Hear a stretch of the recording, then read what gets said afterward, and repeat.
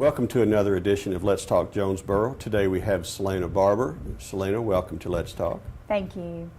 And Selena wears a lot of hats. You are Vice President of Business Development at Centennial Bank. Right. You serve on the board of the local Chamber of Commerce. Right. And your project right now is Winter Wonderland. That's right. Leadership Jonesboro's teams have projects each year, and the team that I'm on, which is Team B, we have taken on revitalizing Winter Wonderland as our project. That is a fabulous project, and I know it's a growing thing that first of all, Mayor Harold Perrin loves, and it's for our children, and it's down on, is it Monroe Street? Yes, it's very close to the United Way office. It's in a small building now. Years ago it was on Main Street, but they had to be relocated, and so that building was available. And so it's right across the street from the city's new parking lot, actually. That's great. Now, for those who don't know, Winter Wonderland is just a good thing for children. It's a family-oriented holiday event, right? Right, absolutely. It's one of the free family-oriented attractions that we have here in our city, and so we really want to do all that we can to keep it up, to keep it nice and keep it a place where people want to take their families to have something neat to do during the Christmas season. And now with Leadership Jonesboro, your team has taken on this as a project. How did you decide that Winter Wonderland was something that you guys wanted to work on? Well, our leader from the Chamber, Carrie White, originally gave us a few suggestions and said that, the city, and in particular Crystal from the city, would just love it if a team would take on this project and just help work on it. Everything in there is really nice, but, as always with everything, it could just use a little sprucing up. And so we're going to work inside on some of the projects, but we have some major goals for the exterior of the building, too. And that is some things that the mayor has looked at, and I think he's pretty excited about. Can you tell us a little bit about it? So hopefully we will get these details ironed out and firmed up, but what we'd really like to do is to open up the outside of it, make it a little more user-friendly so that people can actually see in and see what's going on, put some attractions up in the front, put some windows in the building, put some glass, and then maybe a new sign so that it looks like a Christmas destination. And so what are some of the attractions inside Winter Wonderland? Well, I would say probably the biggest attraction we have is Santa. Santa is inside Winter Wonderland, and once the children go through the exhibits, then at the very end they get to see Santa, they get to sit on his lap, tell him what they want for Christmas, have their pictures made if their mom is there with the camera. So that's probably the biggest thing. But there are all kinds of darling themed little exhibits inside, all about Christmas. They're just really cute. Well, we need to have Santa on Let's Talk because I have some things to discuss with him too. But I want to know, the mayor has talked about closing off that street, Monroe Street, in front of the Winter Wonderland. Yes, that is an excellent idea. I was really excited when I heard that he wants to do that. That'll make it so much safer for families to cross the street and get back and forth, and that'll make it really special. And a big picture window will make it more inviting, and people will be aware of what's going on here. Yes, absolutely. I think this is bound to make downtown Jonesboro just a wonderful Christmas destination. That's great. Do you know when it will be open? Does it start right after Thanksgiving? Yes. Those hours change just a tiny bit every year, but generally right after Thanksgiving it's open until Christmas with varied hours during the week, but on the weekends for sure we'll be open. That will be, I think we're seeing the birth of a real good holiday season and opportunities to enjoy some things downtown. I think so. Good. It's going to be great. Selena, tell us about Leadership Jonesboro, what it is, and who's a good fit to go into Leadership Jonesboro. Well, Leadership Jonesboro is just a wonderful program. I have enjoyed it so much this year. It's a 9-month series of classes and events that take place. Generally, it's a class of about 20 leaders in the community. They're sponsored by their businesses, and then they commit to every other Friday, pretty much, for 9 months, meeting together as a group. There are different activities. We learn all kinds of things about the city. There's a retreat at the beginning. You do things like we went to a ropes course in Forest City where you pretty much learn to trust your group, which is what that's all about. But we've toured all the plants. We are going to tour both hospitals. We got to tour your building here. We came down to the studio. We went to Riceland. We went to Unilever. You just pretty much learn all about Jonesboro. And so the purpose of it is to, help people grow with their leadership skills too. And what did you see people, I would assume that a lot of the people have lived in Jonesboro for a while, and maybe we drive past things and see them and don't ever stop to really find out what is in Jonesboro. Did you see people, and did you maybe have that experience? Oh, absolutely. This morning at the Chamber's Power Breakfast, I sat at the table with 3 gentlemen from Riceland. One of them gave us a tour at Riceland when we went to visit it that day. I was talking to them about just how fascinating it was to go in there and see how all that rice is milled. We drive past that building every day, like you said, but, have no idea what goes on. So it's just a wonderful it gives you an ability to see behind the scenes things that you might not normally get to do or see. Right. So it's really great. So you have a better understanding of your community, and I guess some of the people in it as well, huh? Right. We have met all kinds of wonderful people. Who are the type of who is a good candidate to join Leadership Jonesboro, and how would they go about it? Well, I would say any person. Generally, the class is made up of young people. There are a few folks my age this year in the class, but for the most part, it is younger people that companies are trying to groom for leadership positions. And so anyone who is, fits that mold and wants to move up, learn more about the community, it would be great. Just make some connections. That's one of the reasons I was really interested too, is just to make some strong connections with different people that I might not normally meet. And you have met people because you've lived in Jonesboro how long? I have been here since I went to college, and that was a couple of years ago, Bill. That was a minute ago? It was. It's hard. I believe you're a young person. I believe you qualify for the young group. I appreciate you saying that to me. You asked how they could do it. They can contact Carrie White at the Chamber. She's the one that heads the class, organizes all of our events. And the applications are taken in the fall, in November, and then the class will start in January. How long will the classes last? It's about a 9-month commitment. So it starts in January. We're going to graduate next month in August. And how often do you meet? Every other Friday. Do you have homework? We don't. No, we don't have homework. So that's a good thing about it. No, there's no homework. That's good. Yes. That's good. Now, with Winter Wonderland, you are trying to raise money. Everyone is trying to raise money because this is for the children, and it's not a service that's provided by government. What ways and who can help and how? Anyone that is interested in helping us with this project, we would love to have some help. We are actually asking for donations so that we can have some funds to, perhaps purchase some new displays, and then there's some repair that needs to be done on some of the older ones, and then the new facade as well.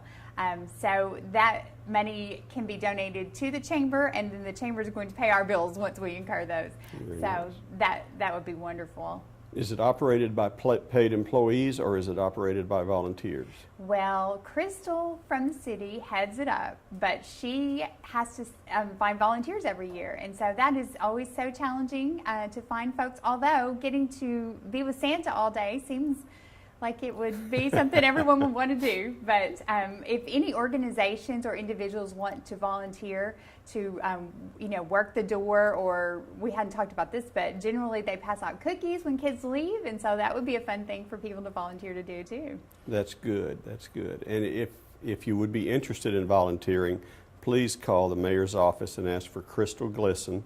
Her number is 870-336-7250. And Crystal heads this project, and it's been going on for 10 years, we said? At least 10 years, yes. Okay. It started several years ago with a group of volunteers, and it's just been continued with volunteers. And tell me a little bit more about some of the things kids can do when they get in there. They can see Santa. Are there trains? Are there There are lots of great displays, all kinds of animals. Each one has a theme, and there's a little name in front of it. So Jungle Bells is one that's coming to mind. So it's all kinds of little animals that are decorated with Christmas lights and all of that. So basically, they just kind of view the different displays when they come in. They can walk around. Now, do you know if there's a distant dream for what Winter Wonderland can become? Is there a long-term objective, or are we just trying to grow and make it fun for the kids right now?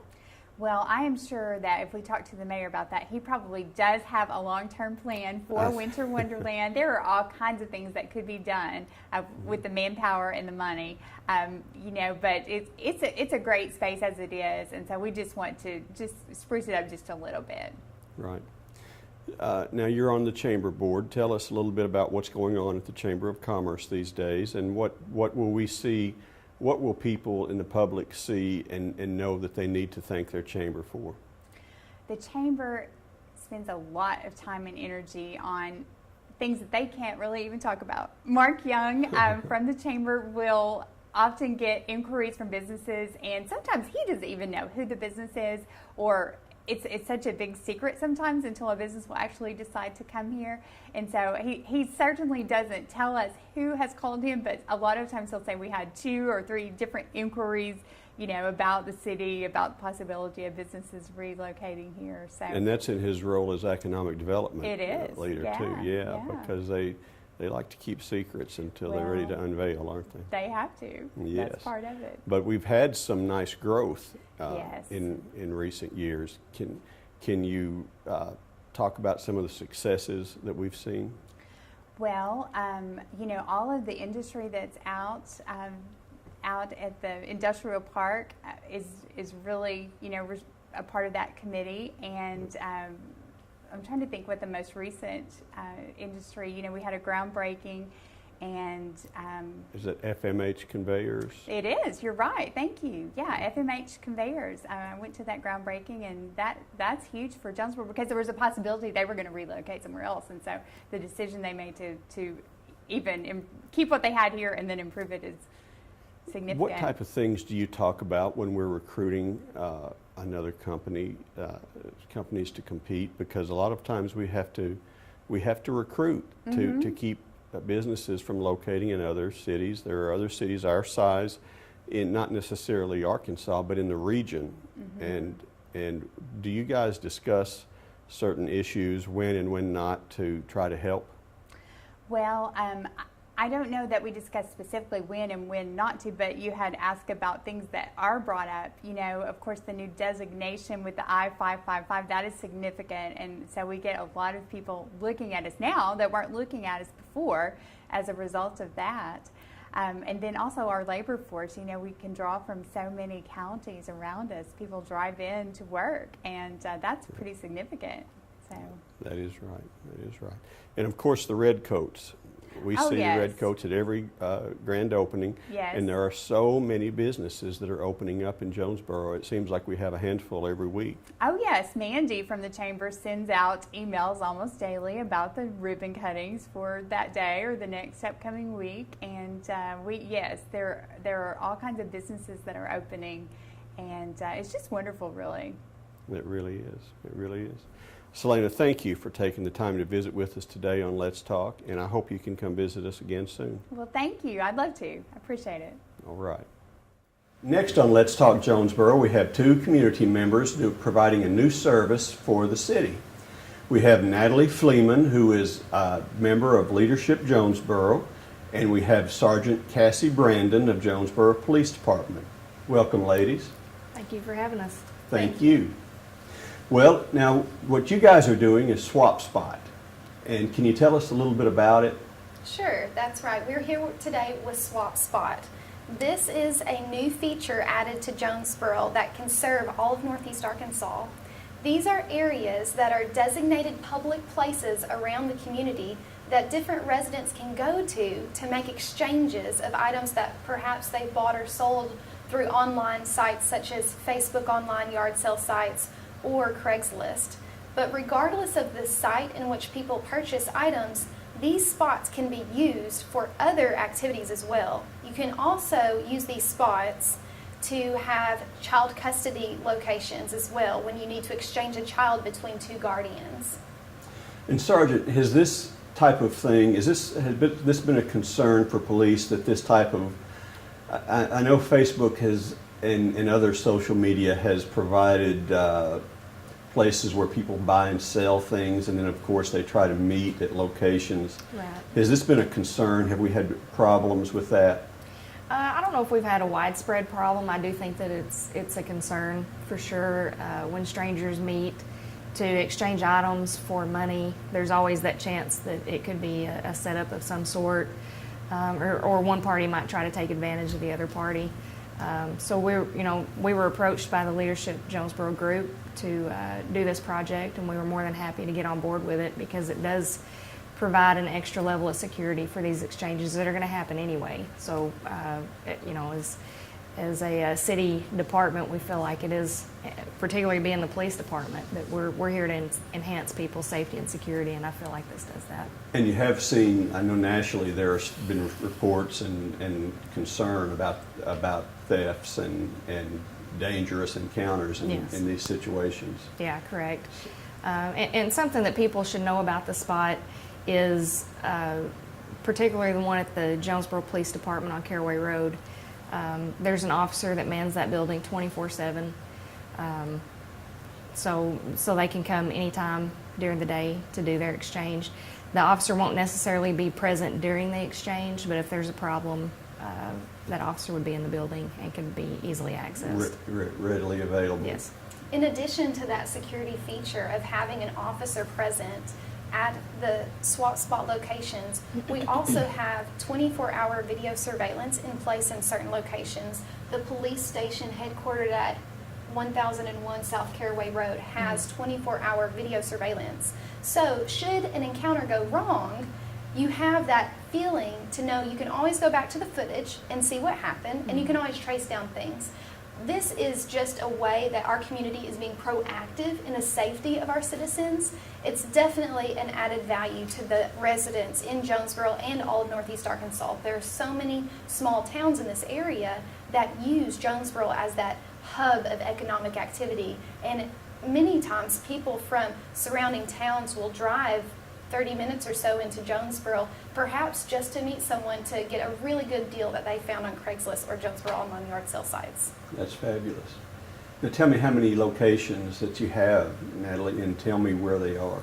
Sure. We currently have 4 locations open right now, and we're working on more locations to open in Jonesboro. They're at area fire and police stations around town.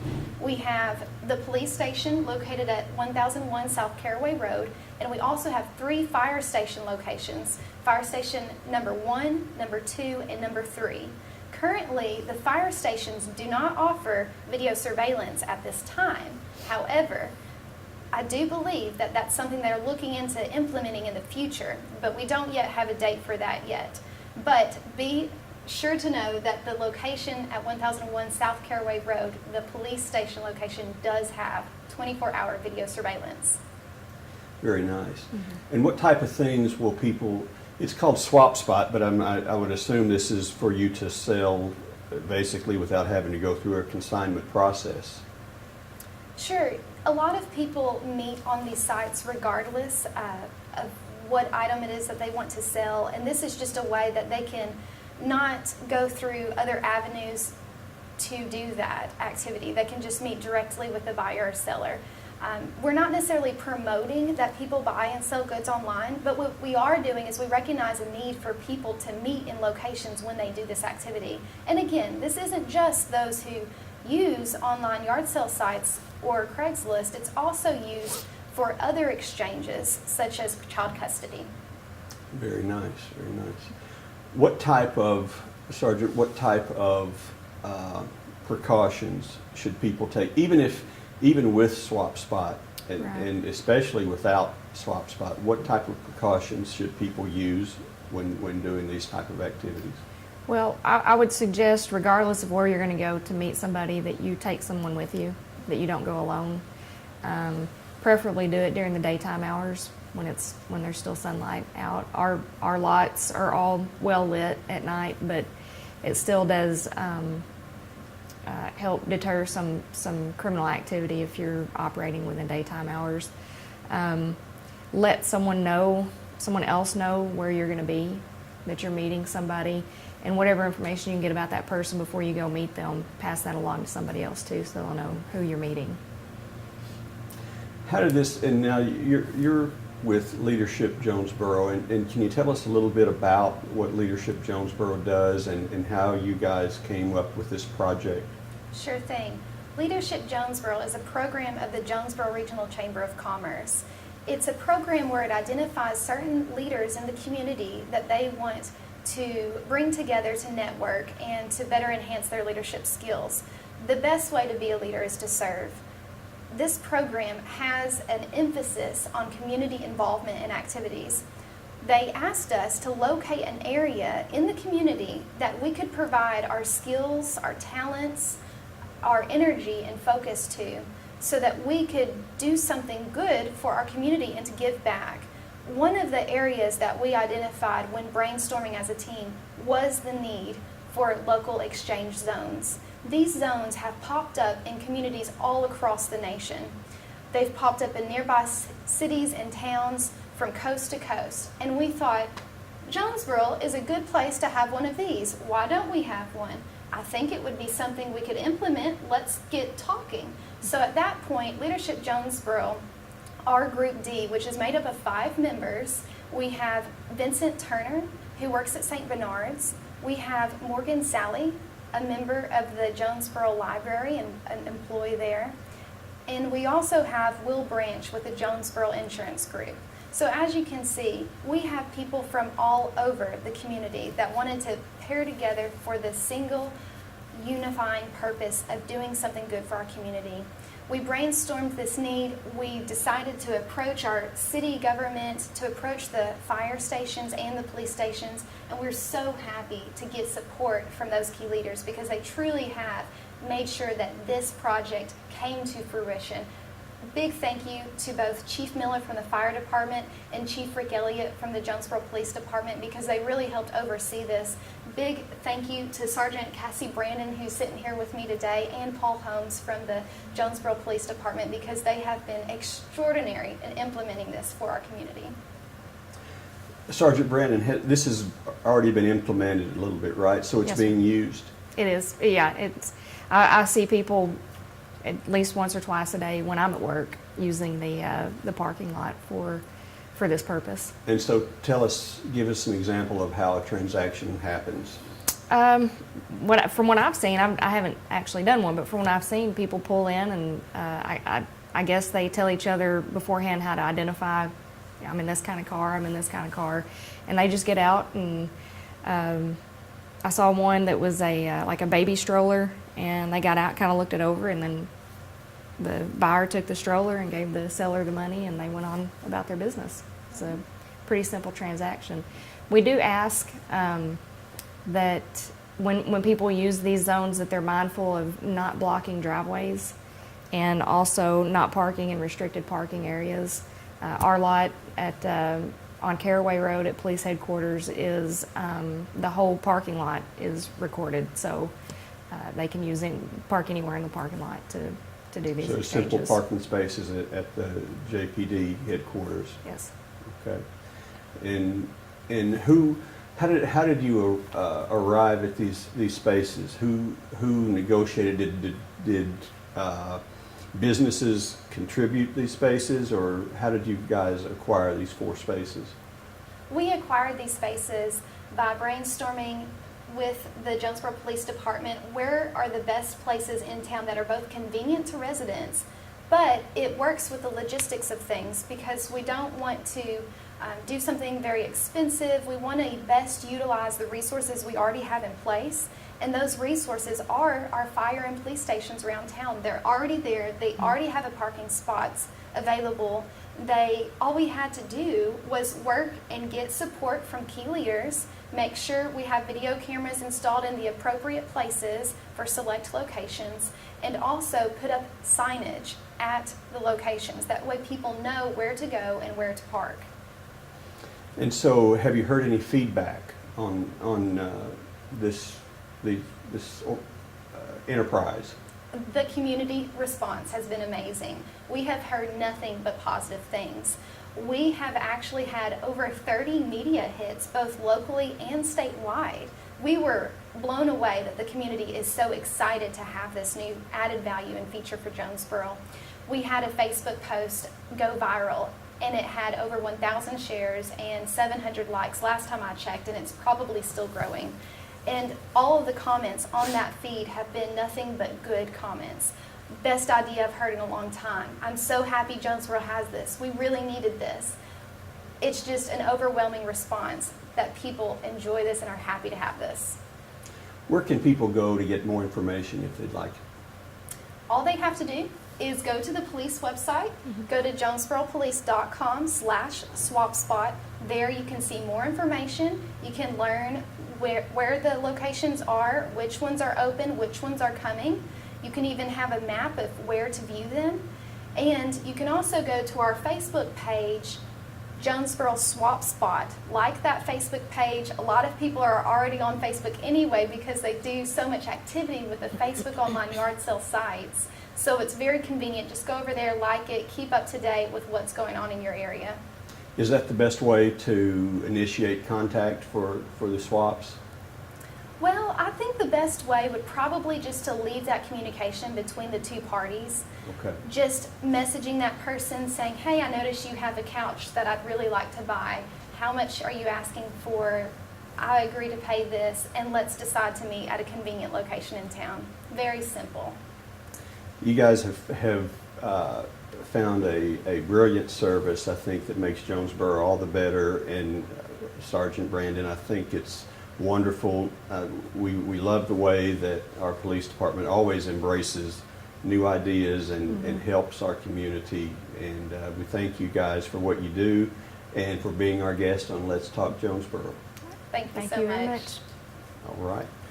Well, until next time, that's it for another edition of Let's Talk Jonesboro.